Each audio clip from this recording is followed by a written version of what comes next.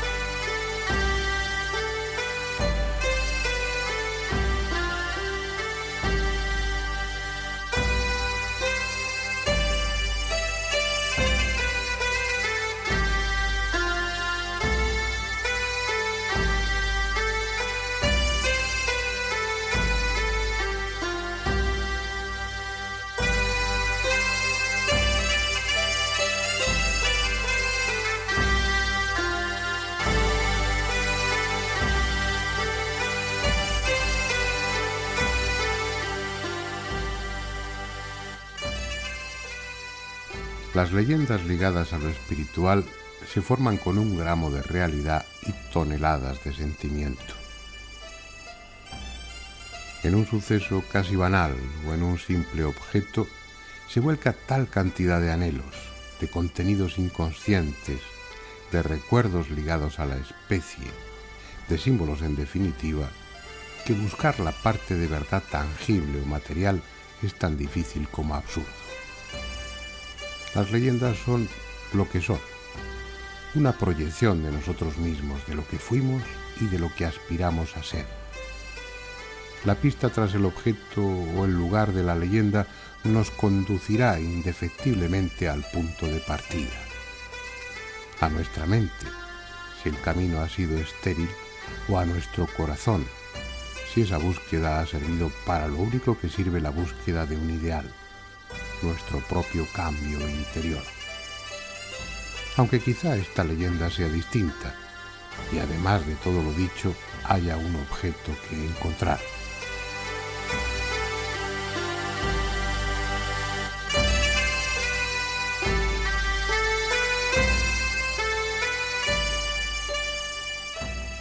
Según se cuenta, José de Arimatea, un piadoso judío de acomodada posición, fue quien se hizo cargo del cuerpo de Cristo tras su muerte.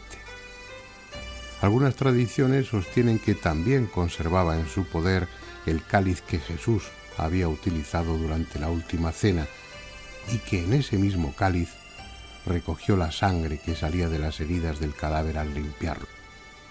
Ese recipiente, que para tan dos nobles funciones había servido, es el objeto precioso a conseguir, el grial. La meta a alcanzar por aquellos caballeros que, al menos eso dice la leyenda, partieron de estas tierras de Gales, en el sur de Inglaterra, allá por el siglo VI. Lo cierto es que por entonces poco o nada se sabía de ellos. Tuvieron que esperar más de 600 años para que sus gestas, amores y desventuras fuesen dadas a conocer en un libro novelado escrito por un francés, Chrétien de Troyes, a finales del siglo XII. Pero no fue una espera en vano, porque lo que en ese libro se contaba fue llevado con asombrosa rapidez por narradores y juglares hasta el último rincón del continente. Era como si todos hubieran estado esperando ansiosamente a que se escribiera. Europa había sobrevivido al año 1000 sin que el anunciado reino de Dios llegase. Lejos de ello, lo que reinaba era la desolación. 1000 pequeños reinos feudales enfrentados, costosos ejércitos que mantener y un pueblo hambriento, sometido a brutales impuestos, cuando no al saqueo indiscriminado de unos y de otros. Si no había sequía, la lluvia torrencial arrasaba los campos. Si no había peste, cualquier otra epidemia la suplía. Daba la impresión de que con el nuevo milenio Dios les había abandonado definitivamente. Quizá porque los santos lugares permanecían en manos infieles. Hacía falta una empresa común, y las cruzadas vinieron a cumplir eficazmente esa función. Empujados por el hambre, por el afán de aventura o por la fe, innumerables europeos se lanzaron a la conquista de Jerusalén. La Iglesia, por su parte, añadió el incentivo de que a quien participase en tan cristiano empeño, todos los pecados le serían perdonados. Y si no con tesoros, los que regresaban venían con reliquias para venerar y extraordinarios relatos de aquellas lejanas tierras para contar. Una historia como la del Grial no podría haber encontrado mejor momento que aquel para prender en el ánimo popular. Una historia o leyenda o ambas cosas, que en tan injusta como imprescindible síntesis era más o menos así.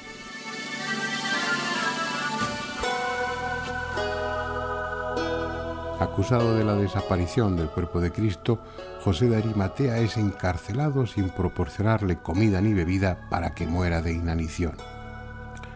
En su celda se le aparece Jesús, que le entrega el cáliz y la doctrina sobre diferentes misterios, entre ellos el sentido secreto de la misa.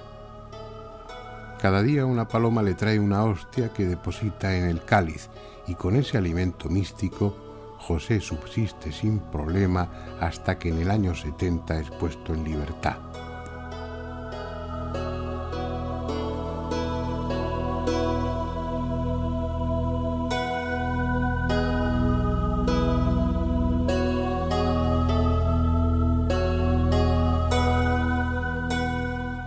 Acompañado de sus discípulos, instaura la primera mesa del Grial, que como la de la última cena tiene 13 asientos.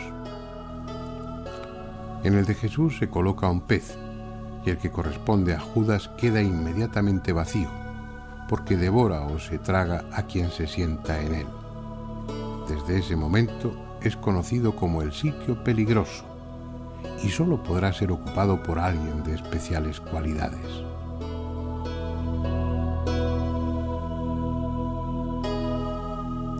Con su grupo, José de Arimatea llega a Inglaterra, a esta región de Gales, y funda aquí, en Glastonbury, la primera iglesia cristiana de las islas, en la que por un tiempo indefinido es conservado el cáliz, el Santo Grial. Hay después un paréntesis en los cimientos de la leyenda. El escenario se hace más simbólico y los personajes adquieren un carácter decididamente esotérico. Ya no son los discípulos de José de Arimatea, son una orden de caballeros en torno a la segunda mesa del Grial, presididos por un rey sacerdote y reunidos en un castillo que corona el Mont Salvage, el monte de la salvación, rodeado de agua. Algo sucede, y ese rey, custodio del cáliz, del Grial, resulta herido de un lanzazo y la tierra que rodea al castillo queda estéril, seca, y pasa a llamarse la Tierra Desolada.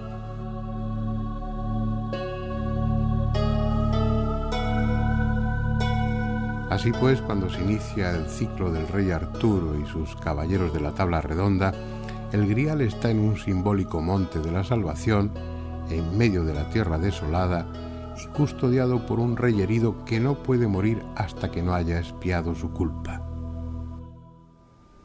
Además, el cáliz se ha complementado con otros objetos.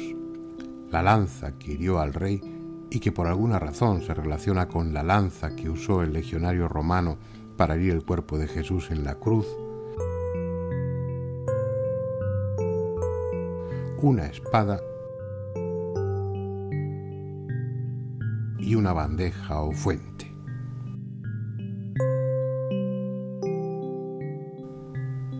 Nos hallamos en el siglo V o VI. Merlín, un mago dotado de extraordinarios poderes, conocedor de secretos paganos y antiquísimos, al que sin ningún rubor las leyendas le atribuyen la construcción de Stonehenge, es además un mago cristianizado.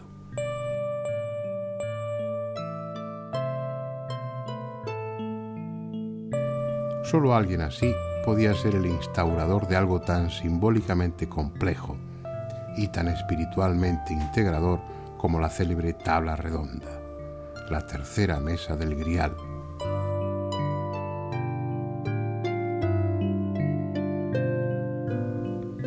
En torno a ella un rey, Arturo, síntesis de todas las virtudes que deben adornar a un monarca, rodeado de sus caballeros, cada uno de ellos expresión de los ideales de la caballería andante, como no podía ser menos.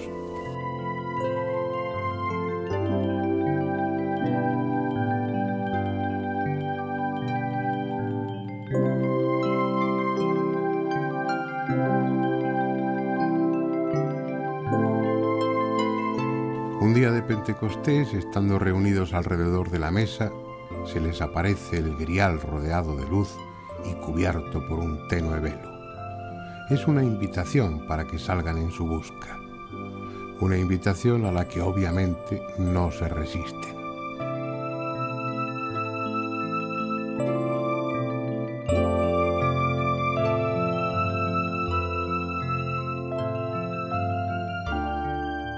Son varios los que parten de Camelot, la ciudad fortaleza de Arturo, cuya localización auténtica aún sigue sin conocerse. No saben a dónde tienen que ir ni en qué consiste exactamente su misión. Han oído hablar del rey herido, del monte de la salvación, de la tierra desolada, pero son lugares que pueden estar en cualquier sitio. Lo que sí saben es que una empresa de tal naturaleza solo es apta para caballeros tan valientes como puros de corazón. El resto depende del camino que elijan y de lo atentos que estén a las señales y sugerencias que en el propio camino irán apareciendo.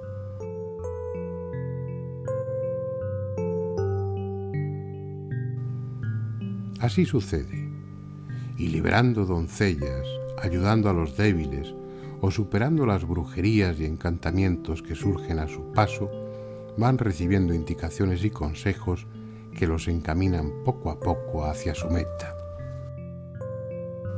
De los muchos que dejaron Camelot para ir en busca del Grial, solo 5 alcanzarán o estarán a punto de alcanzar su objetivo.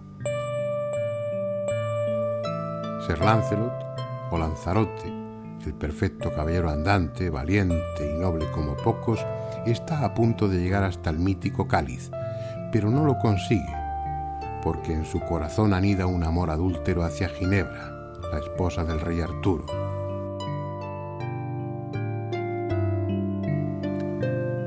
Sir Gawain llega también al castillo del Grial, pero no consigue verlo por estar demasiado apegado a lo material, a lo mundano y carecer de la necesaria humildad. Galahad, hijo de Lancelot, que ya ha dado muestras de sus extraordinarias cualidades al sentarse en el sitio peligroso, el asiento de Judas, sin que le pase nada. Perceval o Parsifal, llamado también el tonto perfecto, y Bors, el hombre sencillo y humilde, son los tres que llegan a la ciudad celestial de Oriente y participan del misterio del Grial, asistiendo a una misa protagonizada por el Santo Cáliz y oficiada por el propio Jesús. Galahad, el caballero virgen y perfecto, que ya era un iniciado antes de emprender la misión, muere gozosa y santamente al tiempo que el Grial asciende a los cielos.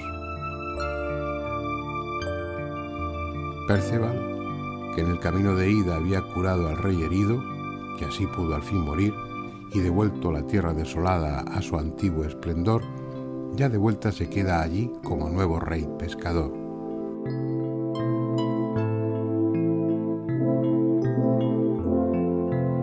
Solo Bors, el hombre corriente, que sin duda ha dejado de serlo tras su experiencia iniciática, es quien regresa a Camelot para dar cuenta de lo sucedido.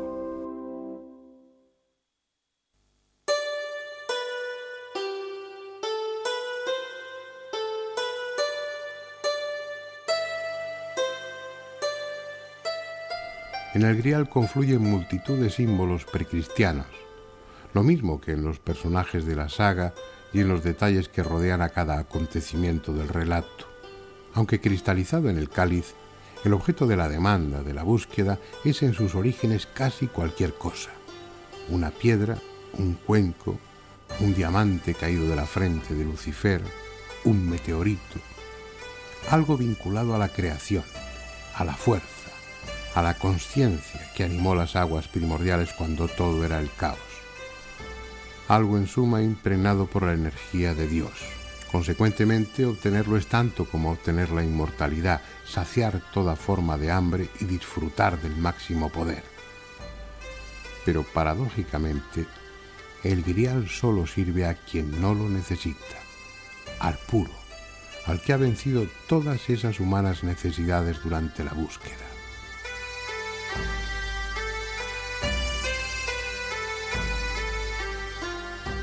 En buena lógica, el Mont Salvage, el monte de la salvación en medio de la tierra desolada, no puede ser otro que este, el monte de las tentaciones, donde Jesús, el hombre arquetipo, domina su parte densa y asume su condición divina.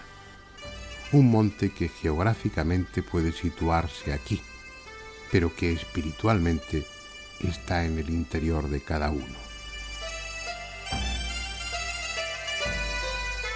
Otro aspecto importante, aunque complementario de la leyenda y también con lejanas raíces en otras religiones más viejas y profundas, es la exaltación de la figura femenina, en coincidencia con los inicios de la devoción mariana en Europa. La mujer, satanizada sin disimulo o postergada a un papel accesorio en el mejor de los casos desde la óptica judía y cristiana primitiva, comienza a recuperar su función ancestral a través de la Virgen María.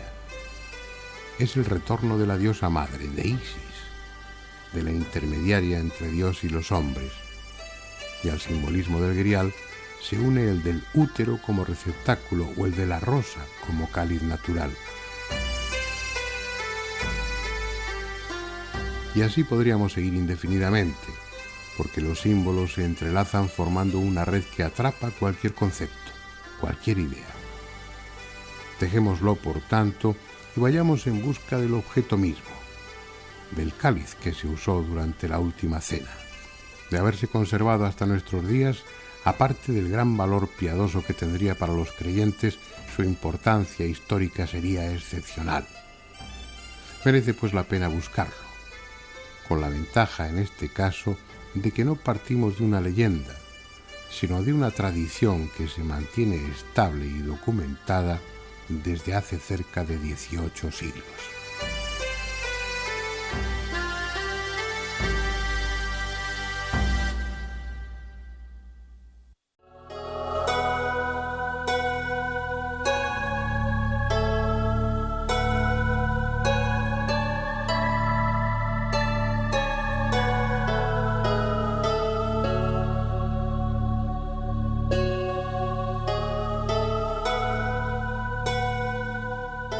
Es el año 258 y la Iglesia está siendo acosada y perseguida. Sixto II, el Papa de entonces, encarga a su diácono Lorenzo que saque de Roma y ponga a salvo los más preciados bienes, especialmente el cáliz usado durante la última cena y que el propio San Pedro había llevado a la capital del imperio.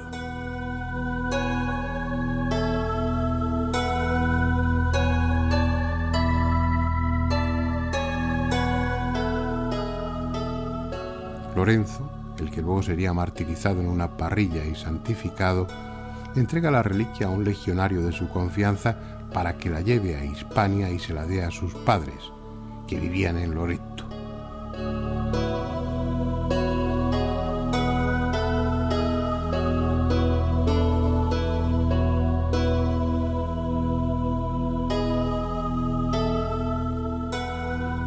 Y allí debió estar en algún lugar de lo que hoy es un barrio de la ciudad de Huesca, hasta que en el año 553 el obispo Vicencio manda construir dos iglesias, una dedicada a San Lorenzo y otra a San Pedro, que aunque reformada y ampliada durante el románico, sigue ahí, conocida como San Pedro el Viejo, donde se conservaba con veneración el cáliz y donde tal vez seguiría estando de no haberse producido la invasión de los árabes.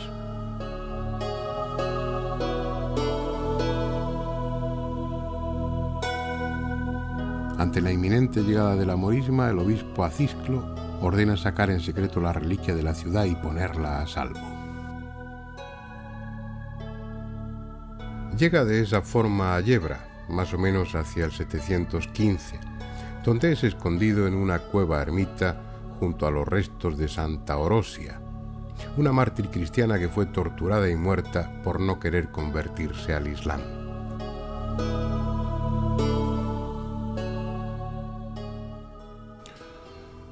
Tras un tiempo indeterminado y ante el riesgo de que Yebra cayese también en manos sarracenas, el cáliz, junto con otras preciosas reliquias, fue trasladado a un recóndito lugar en el valle de Hecho, un viejo monasterio, antiguo cenobio visigótico, el de San Pedro de Siresa.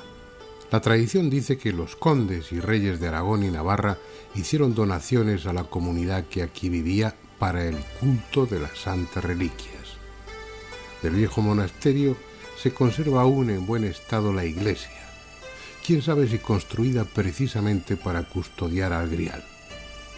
Sólida y simple en su estructura, mitad iglesia y mitad fortaleza, como tantas del románico, la de San Pedro de Siresa sigue siendo aún impresionante. En su ábside semicircular, en una hornacina disimulada tras las piedras de la pared, dicen que estuvo oculto el cáliz durante un tiempo, hasta que ya seguros de que el moro no avanzaría en su conquista de aquel territorio, lo trasladaron al monasterio de San Adrián de Sasabe, muy cerca de Borau, entre Jaca y Sompor. No está claro en qué lugar preciso se conservó el cáliz, pero es más que probable que fuese en la iglesia de Santa María, cubierta por esta ermita de San Adrián, de la que sólo algunos arcos románicos que perduran dan idea de lo que fue en otro tiempo. En lamentable estado, inundada desde hace años, la ermita es la imagen misma del abandono y la desolación. La mayoría de sus visitantes ocasionales ignoran que bajo el agua y las losas removidas del suelo están los restos enterrados de los 7 obispos de Aragón en Sassade, que custodiaron el Santo Grial. Solo sus restos, porque la mítica copa no terminó aquí su errática andadura.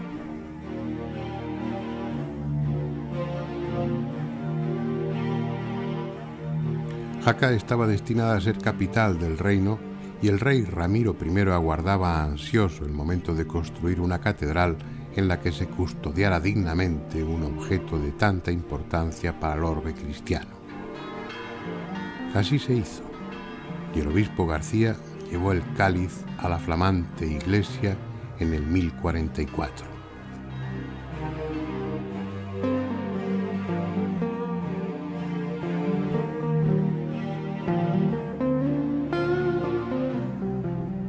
Como era de esperar, allí no permaneció demasiado tiempo. La que sí sigue en la magnífica catedral de Jaca es Santa Orosia, la que compartió cueva en Yebra con el cáliz y que tiene capilla propia con carácter de parroquia por su gran aceptación popular, que la consideraba y tal vez la siga considerando una buena mediadora para que los endemoniados queden liberados de su posesión.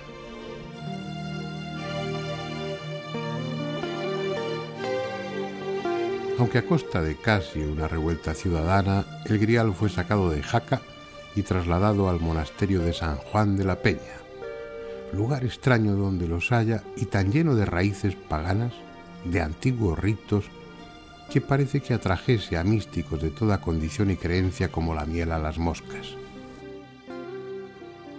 El monasterio se construyó a partir de una cueva, antiguo refugio de ermitaños. Se dice que los primeros en darle esa función fueron 2 hermanos, Voto y Felicio, que estando de caza descubrieron en la caverna el cuerpo incorrupto de un hombre santo, un anacoreta llamado Juan de Atarés. Fuera por conservar la tradición o porque el lugar fomentara la santidad, a esos eremitas siguieron otros, y en el 842 se construyó ya un monasterio puesto bajo la regla de San Benito. Los que, uniendo la cueva natural con la construcción en piedra, levantaron el monasterio y su extraño claustro, eran, al decir de los entendidos, profundos conocedores del simbolismo y de las formas y medidas que mejor potencian los estados alterados de conciencia, los trances y arrebatos místicos, como también se dijo de cátaros y templarios. El hecho es que el cáliz permaneció allí por más de 300 años, celebrándose la misa con él en ocasiones solemnes.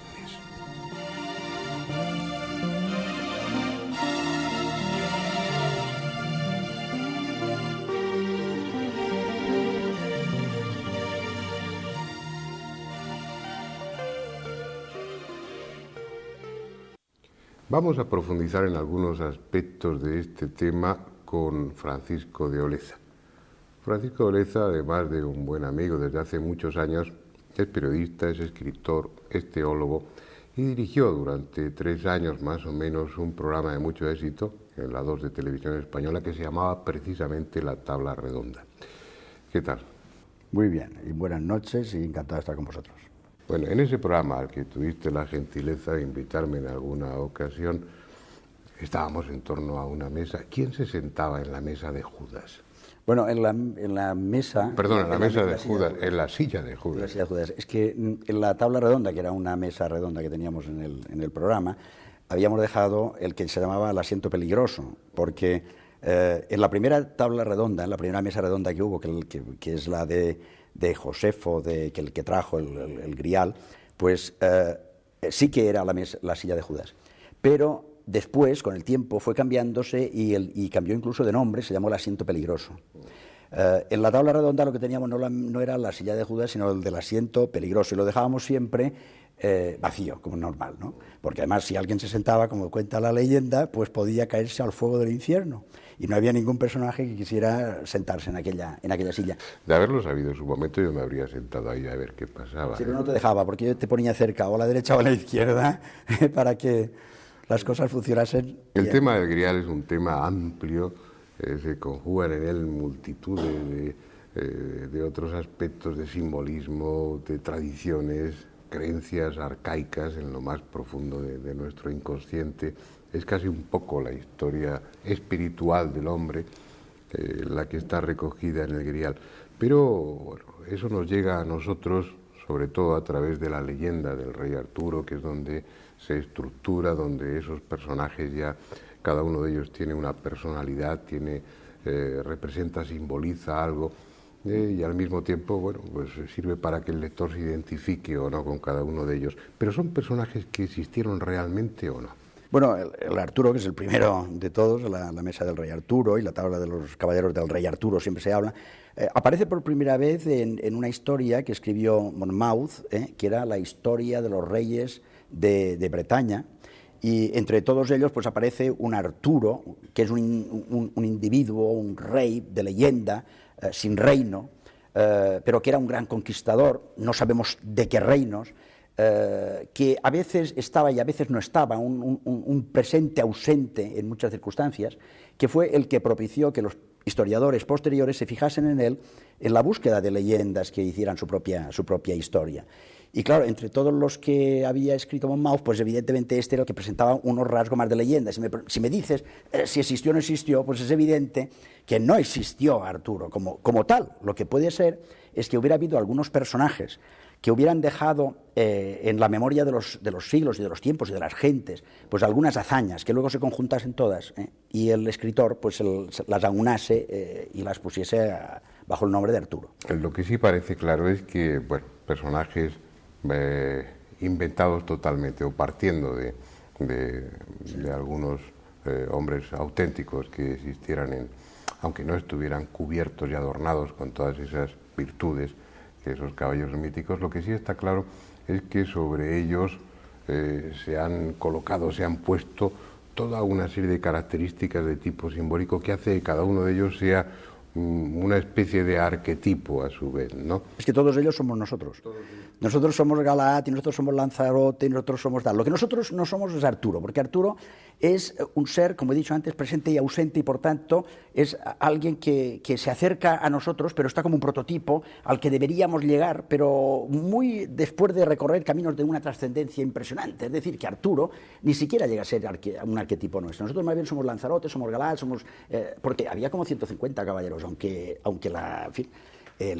se habla que había personajes de la historia de los caballeros de la tabla redonda, pues eran casi 1 millar personajes. Lo que ocurre es que los que más salen son 3 o 4 o 5, y en todas las novelas que se han ido escribiendo, en todas las leyendas que se han ido escribiendo también, pues aparecen sobre todo algunos de ellos. Estos, los más representativos, somos nosotros, cada uno de nosotros, cuando somos buenos, cuando somos malos, cuando queremos tal, cuando pecamos, cuando no sé qué. ¿Por qué? Pues Lanzarote pues quería llegar como todos nosotros, quería llegar al sumum y no llegó. Pues ¿por qué? Porque se enamora de Ginebra, que era la mujer del rey ausente, importante de Ginebra. Ese es un personaje que a mí siempre me llama la atención, ¿no? Se utiliza en la narración como pretexto, como recurso, como justificación, hasta con un papel no muy airoso, que es el de engañar a su marido para tener relaciones con Sir Lancelot. Ginebra.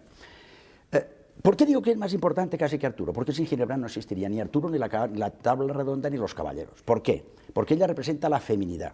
Pero la feminidad, no la mujer, sino la feminidad que tanto tiene la mujer como el hombre. Y entonces, exactamente lo mismo, la feminidad que tenemos todos. Y claro, cuando decimos feminidad, decimos las mujeres, pues no. ¿Y por qué no existiría nada? Porque ella es la atracción. Es decir, hay caballeros porque hay una mujer bellísima, y eso ya está dicho todo, el símbolo de la mujer bellísima que atrae a los caballeros, pero con la cual ninguno puede tener amores, porque ella es la esposa de ese rey ausente. Por tanto, no es que, diríamos, le ponga cuernos a Arturo, es que ella representa lo intocable, pero lo atrayente. Y es decir, es la virgen que atrae, es la madre que atrae, pero que engendra sin haber tenido ninguna relación con nadie. Entonces, cuando un caballero como, por ejemplo, Lanzarote, se enamora de ella, destruye todo el gran entramado de la tabla redonda y se viene abajo. Entonces viene la tierra desolada y viene todo el mundo del desierto. Los estudiosos del tema del Grial y del mito de Rey Arturo aluden también a la copa como puede ser como una especie de útero, también de receptáculo de vida, ¿no? Un receptáculo. Vas por esa línea. Por esa línea, es el vértigo. Es decir, si nosotros buscamos, cualquier persona que está ahora escuchando y tal, si a la vida le da miedo, terror y por otra parte le atrae, es porque es como un hueco y un vértigo. Tenemos vértigo de vivir y vivimos vertiginosamente. Es decir, entonces, claro, la mujer también es, hasta su forma fisiológica de ser, es justamente el continente.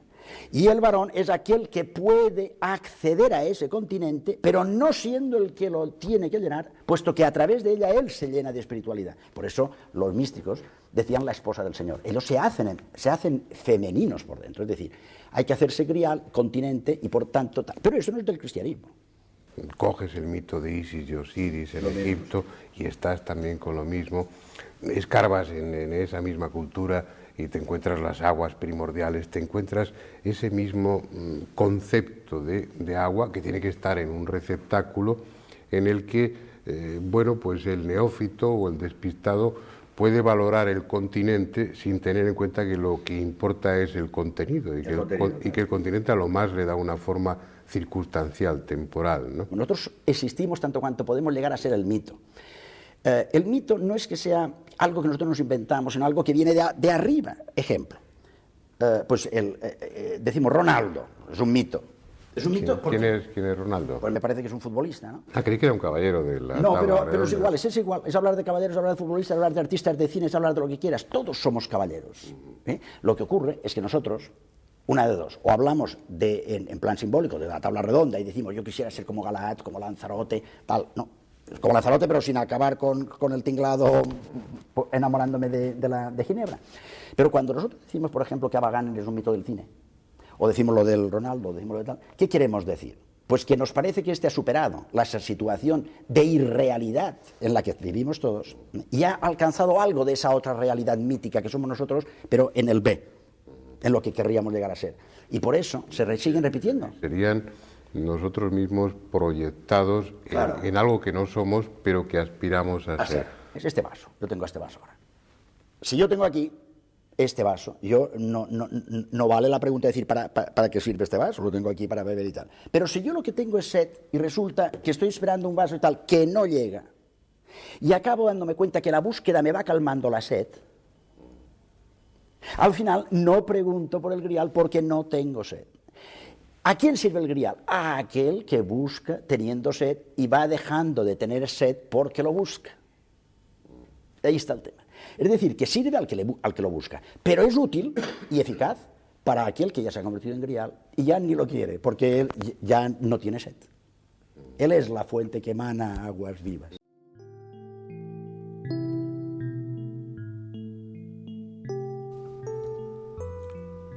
¿No es San Juan de la Peña una parte más de ese errático itinerario del grial? Ambos, lugar y cáliz, reforzaban su condición mística. Cristiana sí, pero con otros matices más profundos, más comprometidos que los del simple culto. No es un enclave para la devoción piadosa, sino para la integración con el todo, para la búsqueda interior. Aunque eso no complaciese a la Iglesia de Roma, más empeñada desde siempre en mantener un rebaño disciplinado y obediente que en permitir caminos alternativos de salvación por muy cristianos que resulten. De todos sus emplazamientos, el que tuvo el cáliz en San Juan de la Peña es el que por cronología y misticismo más y mejor se ajusta a la leyenda del grial. Sin embargo, no sería la última etapa de aquel viaje emprendido siglos atrás en Galilea. Un documento, fechado el 29 de agosto de 1399, recoge la decisión del rey de la Corona de Aragón, Martín el Humano, de que el cáliz sea entregado por el abad de San Juan de la Peña.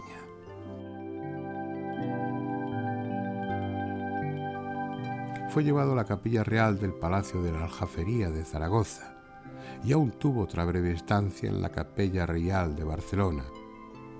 Postreras etapas antes de encontrar el que parece ser su destino definitivo, Valencia. El 18 de marzo de 1437, 38 años después de haber dejado San Juan de la Peña, el cáliz que presuntamente se usó durante la última cena fue entregado para su custodia a la Catedral de Valencia por decisión del rey Alfonso V el Magnánimo, y allí se conserva desde entonces. Durante mucho tiempo, junto a las demás reliquias, en la llamada Capilla de Reliquias de la Catedral, hasta que en 1916, en el día de la Epifanía del Señor, se trasladó solemnemente a la Sala Capitular Antigua, en la misma catedral, donde desde entonces se encuentra. Allí el visitante puede ver un magnífico retablo renacentista cuajado de relieves que representan escenas del Antiguo y del Nuevo Testamento. En el centro de ese retablo, un pequeño templete neogótico acoge al cáliz, que por razones de seguridad está protegido por un grueso cristal blindado. Como es lógico, una reliquia de tal valor para el cristianismo ha sido siempre objeto de veneración por parte de los fieles, pero al mismo tiempo ese valor espiritual e histórico limita sus apariciones en público fuera de la sala donde se custodia.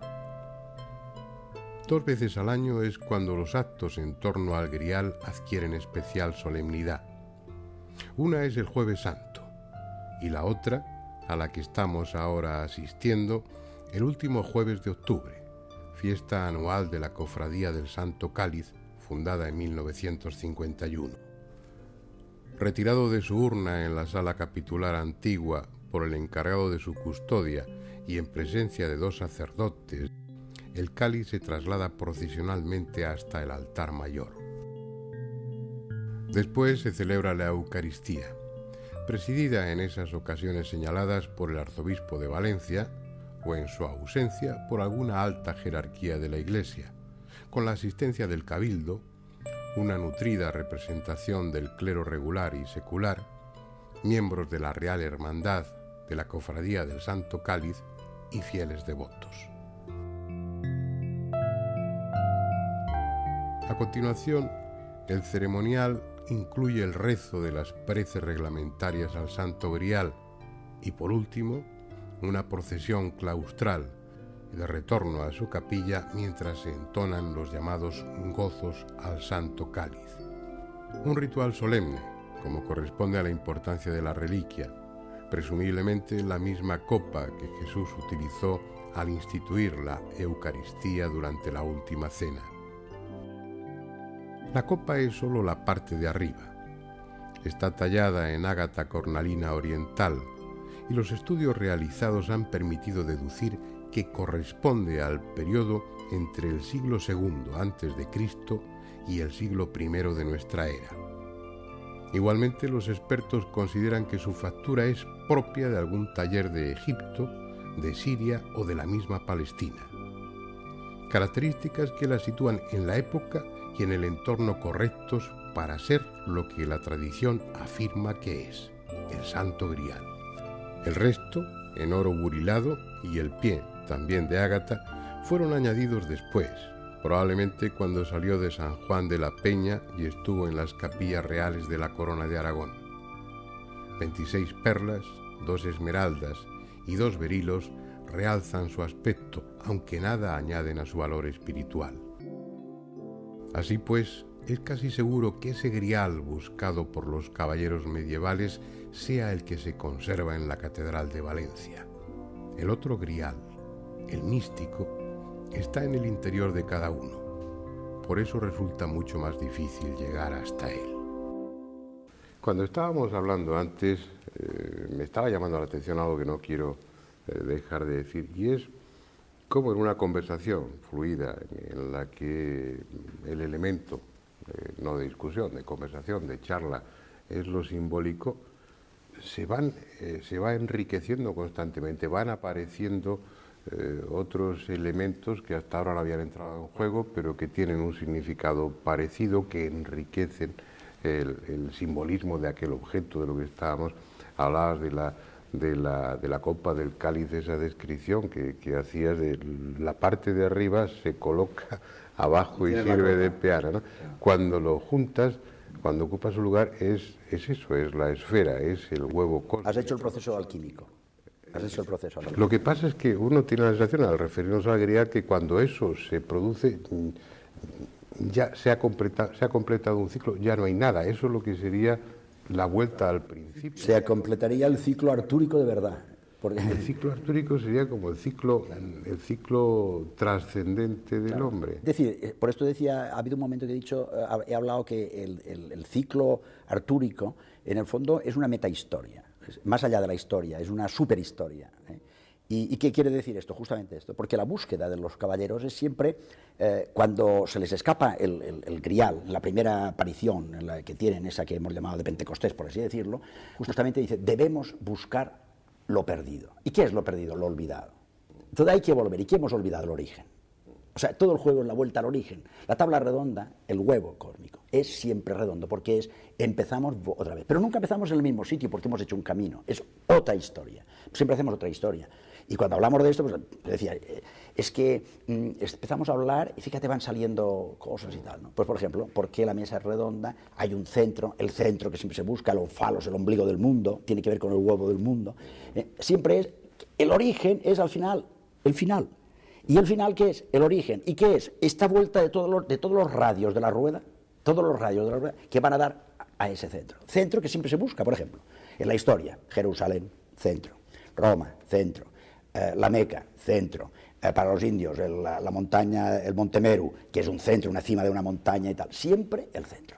Siempre vamos buscando. ¿Y por qué determinados lugares? Pues por lo mismo de siempre. Hay que recorrer los bosques, hay que recorrer los caminos, hay que hacer un viaje iniciático, caminando, recorriendo unos determinados kilómetros del alma, kilómetros de vida, kilómetros de intensidad interior, para llegar precisamente a ese centro que somos nosotros mismos, porque al final, de la misma manera que la copa se convierte tal, la tabla somos nosotros, es nuestra historia, esto es nuestra historia. Por eso se repite y por esto seguimos hablando de ella, porque siempre es hablar de nosotros.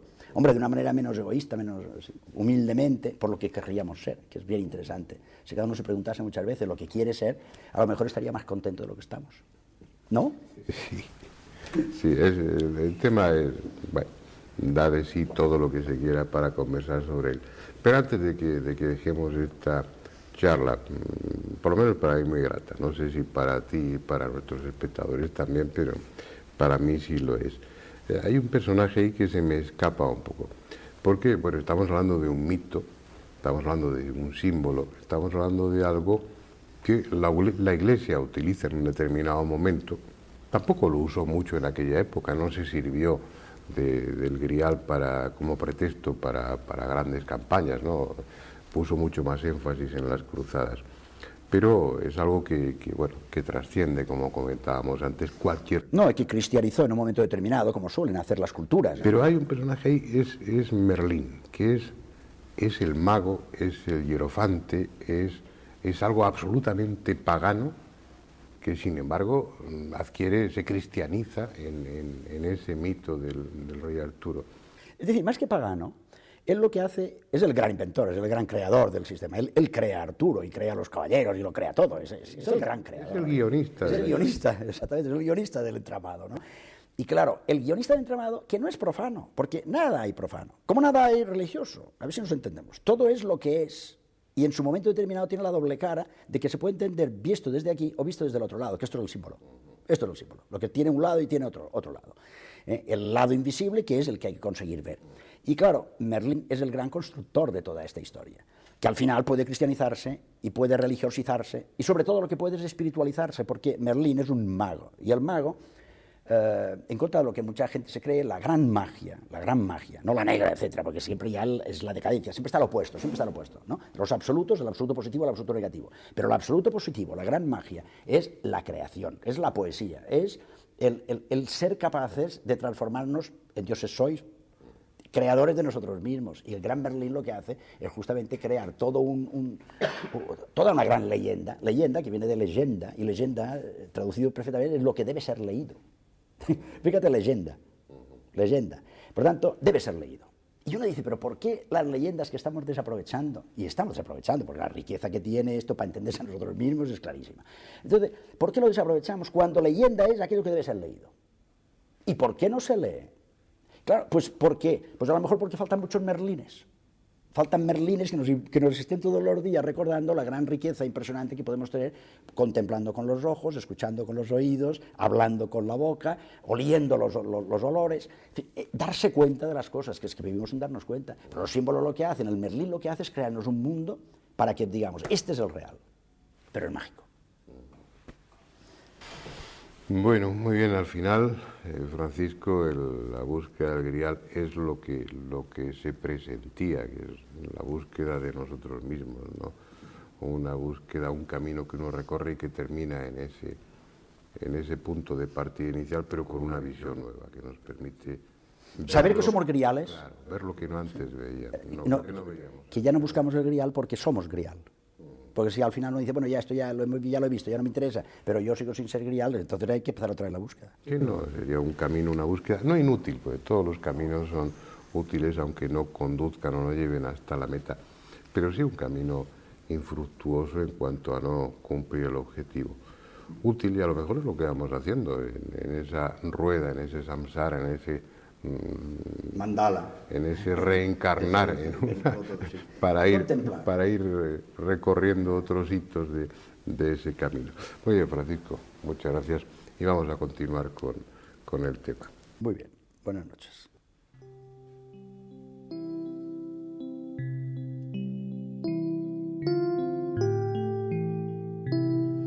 Y se consigue por medio de intervenciones de arzobispos, incluso según alguien, por la intervención del Papa Luna, se consigue que el abad del monasterio San Juan de la Peña entregue el Santo Cáliz. Y ahí tenemos el primer documento fehaciente del Santo Cáliz en 1399. Y en él se dice expresamente que se entrega al rey Martín el Humano no el cáliz que se dice es con el cual instituyó Jesucristo la Eucaristía, no, sino que categóricamente se afirma, se le entrega el cáliz sobre el cual Jesucristo instituyó la Eucaristía. Es una afirmación rotunda en un documento público que enlaza con los tiempos de Jesucristo, lógicamente. Porque también hay unas referencias, los historiadores ya no confían en este otro documento, pero hay referencias escritas de un auto del año 1134, en el cual se habla también del Santo Cáliz. Pero este documento, que algún historiador dice que lo ha visto, no se tuvo la prudencia de reproducirlo y no hemos podido dar con él. Ahora la Cofradía del Santo Cáliz, junto con la Real Hermandad, pues ha instituido una beca y hay una licenciada en Filosofía y Letras de Valencia que está haciendo un trabajo de investigación sobre el Santo Cáliz en los archivos de Aragón, de Madrid, del Vaticano, en fin, de Valencia, para ver si encontramos aún más antigua datación histórica del Santo Cáliz.